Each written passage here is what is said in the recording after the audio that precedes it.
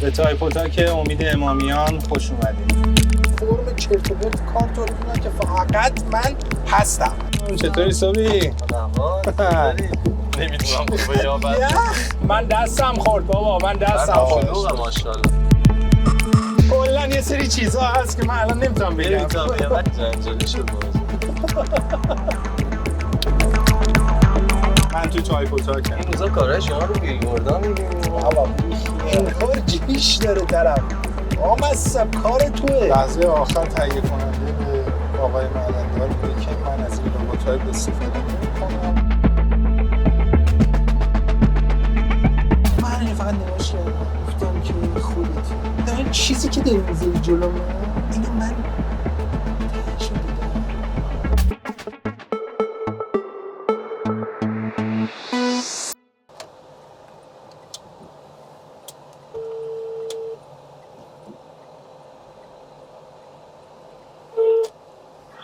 الو آقای شفیعی، آقای دکتر شفیعی.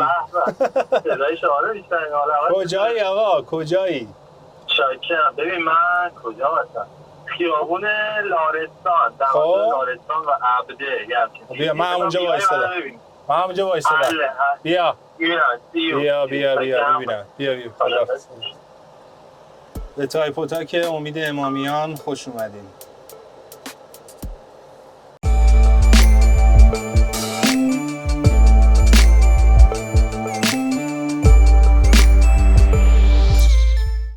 کجایی؟ پسره اومد. سلام. چطوری صبحی؟ حالت خوبه؟ مخلصم. خوبی؟ فدای تو. من مایکو بس کنم و حال اول چطور بینید؟ قربونه. تو خوبی؟ خوبی؟ همه چی خوبه؟ قربونت برم. قربانت فدای تو. میزونی؟ خدا رو شکر. به کی نماسی؟ اشتباه شد. اینم جالب. صحبت می‌کردی باش؟ نه. آقا در برنامه تایپ و تاک هستیم. به شما زنگ زدیم و حالا به صورت اتفاقی باید صحبت کنیم. این بنده خدا چی میگه؟ این مسابقه هست زنگ میزنه. حالا اول چطوره؟ چیکار می‌کنی این روزا؟ خوبم. خوبه. ایام به کامه. آره ایام به کامه. من دیمینیو یه وقتایی هم فیگوه. این خوبه. نمیدونم خوبه یا بد. عجب. چیکارا می‌کنی؟ نه خوبم. خدا رو شکر. سرتم شلوغه ماشاءالله. آره. جواب بده راحت. نه بعدم بهش زنگ میزنم. بعدم بهش زنگ میزنم. دوست عزیزی که با امید تماس گرفتی امید با شما تماس خواهد گرفت. من تو تایپ و تاکم بهت زنگ میزنم. حالا این ریجکت حلاله. خیلی مخلصم. چه خبرها؟ فدات شم. سلامتی. این روزا کارهای شما رو بیلبوردها میبینیم. بابا بیخیال. بابا جالب شده ماجرا. بابا بیخیال. چی شد که به اینجا رسیدیم؟ تهران رو غرق کردیم. دهنمون سرویس شده. به جز دهن سرویسی چی داشته؟ ببین یه خورده جواب بده راحت باش. فکر کنم پدر خانوم هم. بابا جواب بده راحت باش. سلام بابا. سلام. من دستم خورد بابا، من دستم خورد. بهت زنگ میزنم. خدا.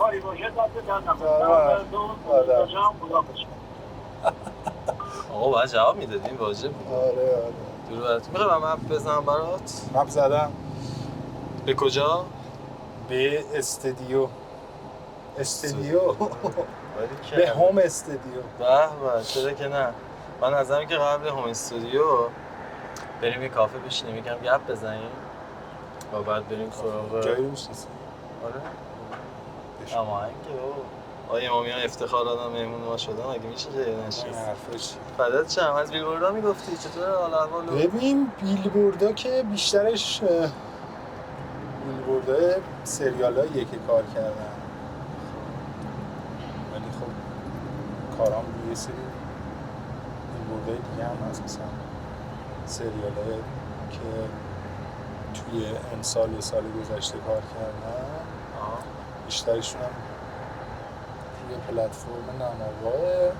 جالبه. نمایشخانگی پس. آره رو بیودی. آره برای بیودی ها کار میکنن و توی این مدت تقریبا برای 6 تا فیلم و سریال کار کردم. انشالله پرکارم. این مدت یعنی چند ماه؟ تقریبا میتونم بگم 9 ماه. خوبه. توی 9 ماه خوبه خیلی کردم که 2 تاشون هنوز بیرون نیومده. فکر کنم تا زمانی رو پخش می‌ریم آره. کارا جمع شد ولی که اسمشون هم الان نمیتونم بگم. غیر قابل بخش. آره ولی چیزایی که الان پخش شده داوینچیز، کازیون، جنگل آسفالت و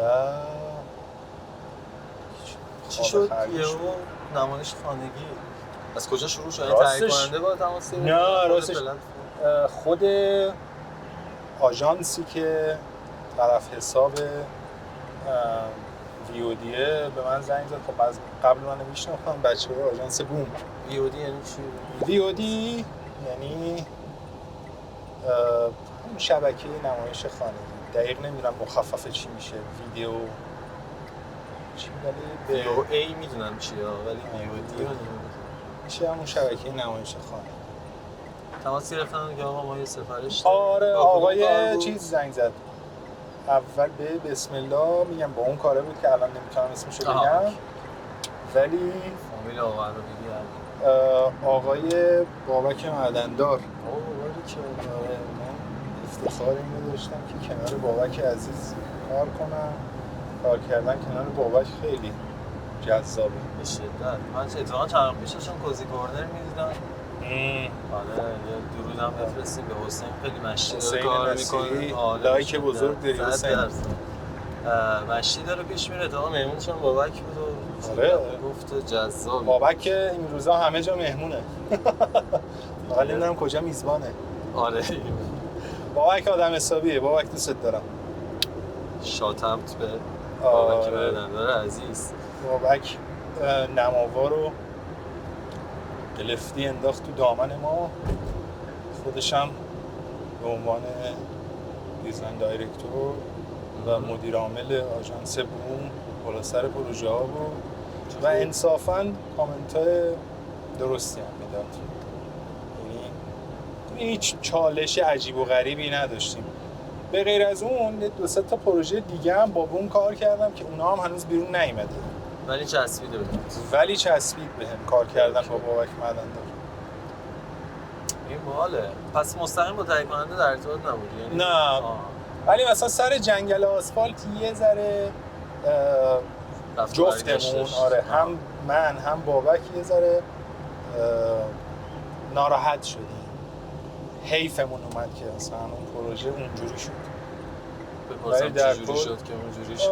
آره بپرس. ما کار انجام دادیم. من داری راست. آره اینو من بپرس.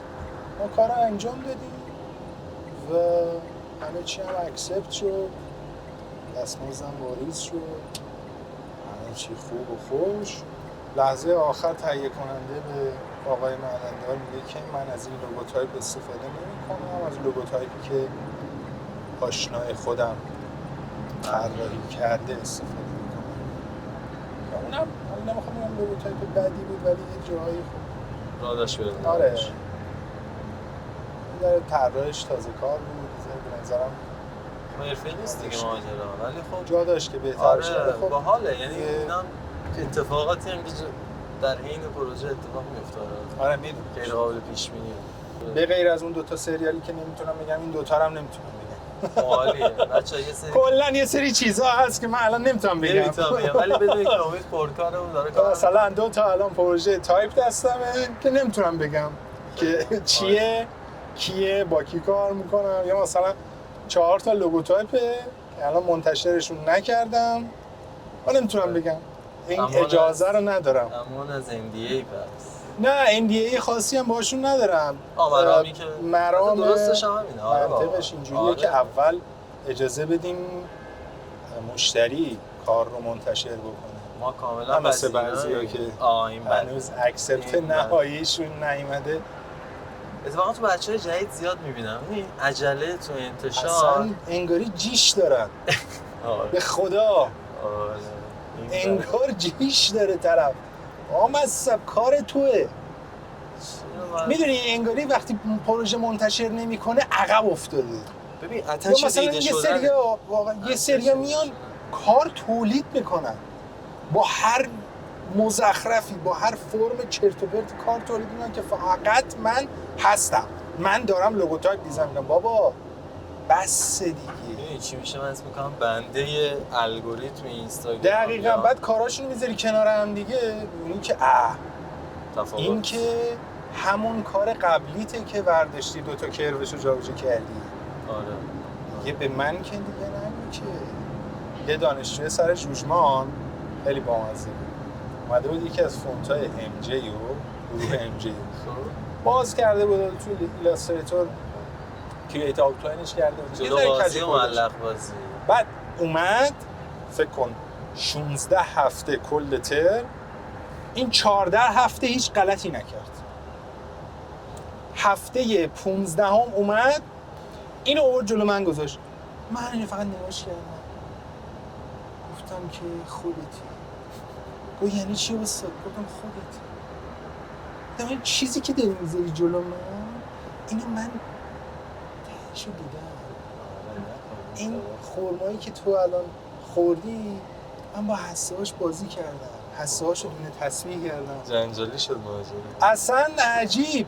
بعد گفت نه این کدوم فونته؟ جلوش باز کردم نوشتم، گفتم نگاه کن اینجا رو عوض کردی، پاشنش رو عوض کردی، اونو گذاشتی، اونو عوض کردی، اونو اصلا گذاشتی. دوست دارم جاش باشم اون لحظه که دوتاش مقایسه میشه آب شد.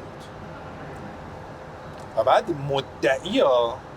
مدعی که این نه کار خودم، گفتم اگه کار خودته چرا اینجا؟ ببین وقتی TTF رو کرییت آوتلاین میکنی یه عالم ناد اضافی داری، یه عالم ناد و هندل اضافه و الک.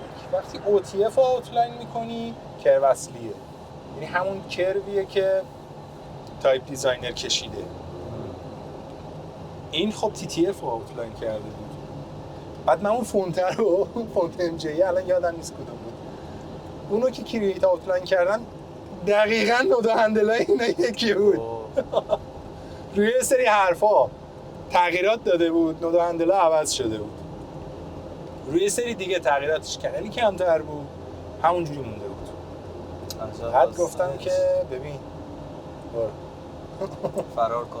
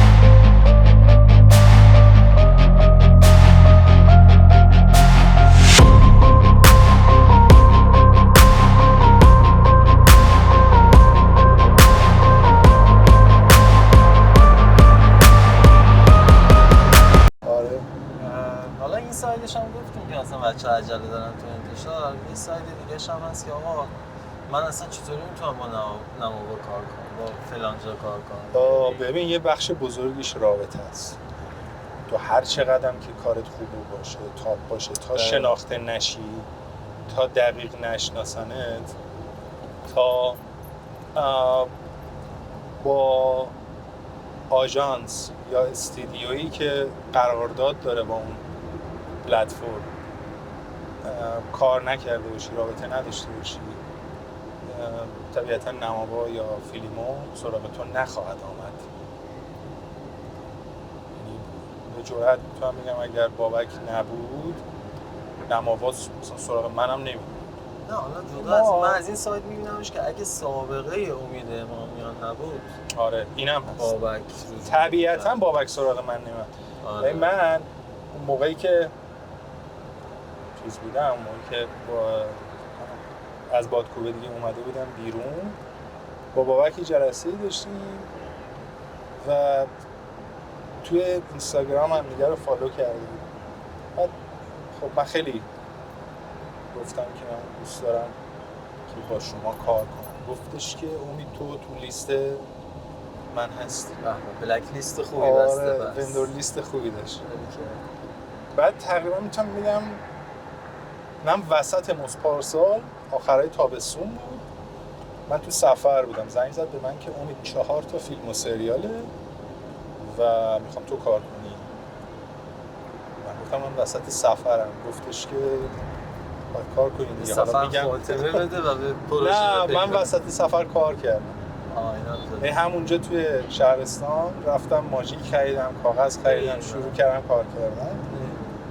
خیلی باحال. من تجربه مشابه داشتم باشه. خیلی تجربه جذابی بود. فریلنسی میاد دیگه، اینکه تو در لحظه باید کارا رو اوکی کنی. حالا اگه استودیو کار کنی یا شرایط دیگه باشه باید حتما پشت میز خودت باشی و فلان. حالا اینطوری هستی تو سیف زونت باشی تا بتونی کار کنی یا نه تو هر شرایط تو هر لحظه میتونی؟ من میتونم تو هر شرایطی کار کنم، تا شرایط زمانی باید مثلا روز باشه. خیلی دیر وقت نباید باشه. انرژی خورشید باید مثلا آره خوب مچه. من از یه تایمی به بعد اصلا جواب تلفن نمیدم، مثلا 11 بعد جواب تلفن نمیدم، جواب دایرکت نمیدم. دارم میخوام فکر میکنم که باید هماهنگی تایپ و تاپو میکردم کی پیام دادم حلال کن. آره یه سریاش خوب بود، یه سریاش بگم 11 به بعد بوده قشنگ. آره خودت آدم نصف شبی.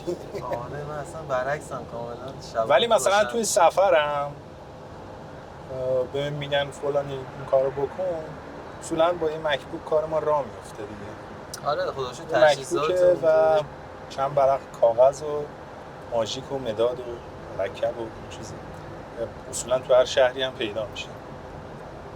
خب حداقل امکانات. آره شروع کردم، یه دونه از کارها رو همونجا توی شهرستان تمام کردم، 3 تای دیگر اومدن تهران. بعد کار کردن با بابک معدن‌دارم اینطوریه که آدمیه که به شدت دید بازی داره و خیلی حواسش جمعه. پذیرا و حواسش هم پذیره هم حواسش جمعه و هم خطوط خیلی خوب میشناسه. مثلا میگو تو توی این لوگوتایپ اینجا از سولس استفاده کردی، اینجا از نستعلیق استفاده کردی و مثلا تفاوت‌های اینا رو میفهمی. خیلی برام جالب بود. یه آدمی که یه عمر فقط کار تبلیغات کرده به خطوط هم اشراف داره. آره یه اشراف حالا به اندازه خودش خیلی اشراف خوبی داشت و از اونا هم نبود که کامنت‌های الکی بده. به غیر از بابک معدن‌دار با کریتیو دایرکتورهای دیگه‌ای هم کار کردم. مثلا کشف شناخته شده تر باشه میتونم به رضا اسلام پناه اسم رضا رو بیارم. رضا اسلام پناه هم من شاگردش بودم تو مدرسه ویژه توی درس کپی رایتینگ، هم جزو نیروهاش بودم توی بادکوبه. رضا یه زمانی توی بادکوبه معاون خلاقیت بود.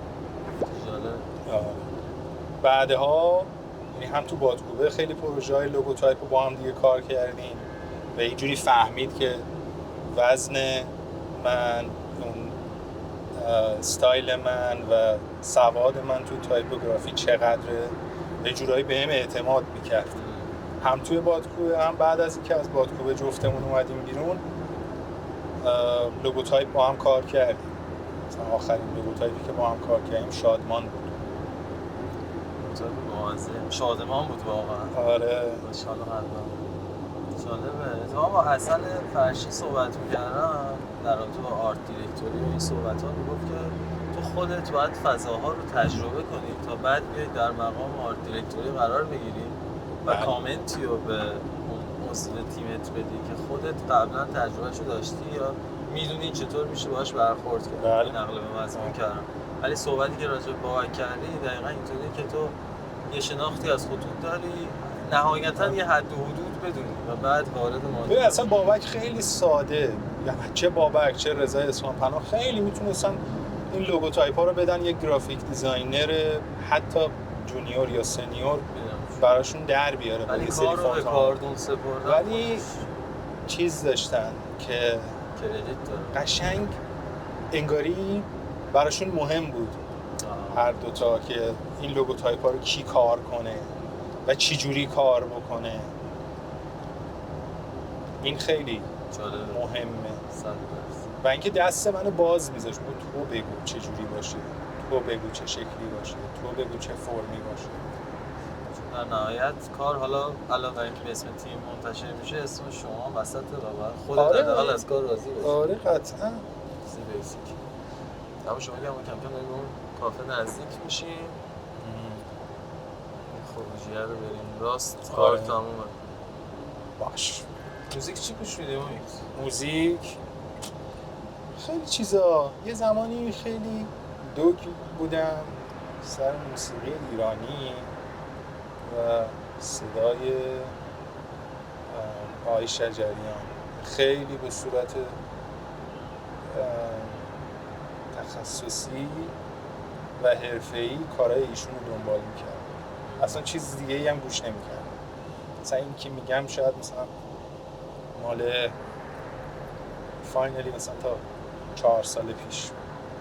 بعد از یه تایمی به بعد دیگه تقریبا میشه گفت به غیر از پاپای امروزی که توی مملکت خودمون تولید میشه تقریبا میتونم و به غیر از موسیقی رپ اغلب چیزا رو گوش میکنم. مثلا زاویه داری برام؟ زاویه ندارم، نمیفهممش. اون حجم توهین و اون حجم کلکل رو نمیفهمم. شاید مال من نیست. براش احترام قائلم به عنوان یه سبک و قبولش دارم به عنوان یه سبک، ولی مال من نیست. مخاطبش سلیقه من نیست، مخاطبش من نیستم. الان ولی مثلا راکو خیلی دوست دارم، پینک فلوید رو خیلی دوست دارم، دیوید گیلمور رو به نظرم همیشه میذارمش کنار محمد رضا شجریان. من میگم شجریان توی مملکت ما شجریانه، دیوید گیلمور هم همون اندازه توی انگلستان شجریانه. خیلی دوستش دارم دیوید گیلمور رو. مثلا سولوهایی که میزنه قشنگ با روح آدم بازی میکنه. الان اگه بخوای برامون موزیک بذاری، الان اگه مسیر بخوام رو موزیک طی کنم، حتما ادامه مسیر رو موزیک طی کنیم. چی برامون میذاری؟ حتی الان میرسیم به این کافه ولی از اسپاتیفای رو ران کنیم میاد بالا. دوستان عزیز، شما در پشت فرمان از تلفن همراه استفاده نکنید. ما چاره جزئی نداریم. آره باید الان به آرامش بگم آرامش ببخشید. اساس این داستان البته حق هم داره. گوشیتو بذار کنار.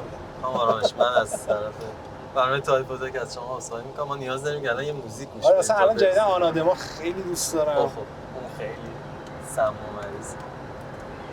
ولی دوست دارم برای یه دونه دیوید گیلمور بذارم. چرا که نه؟ توی آلبوم دیویژیبل از پینک فلوید. تا امید موزیکو میذاره بگم که لایک و شیر و سابسکرایب بتونید با ما همراه باشید دوستان عزیز. این به نظرم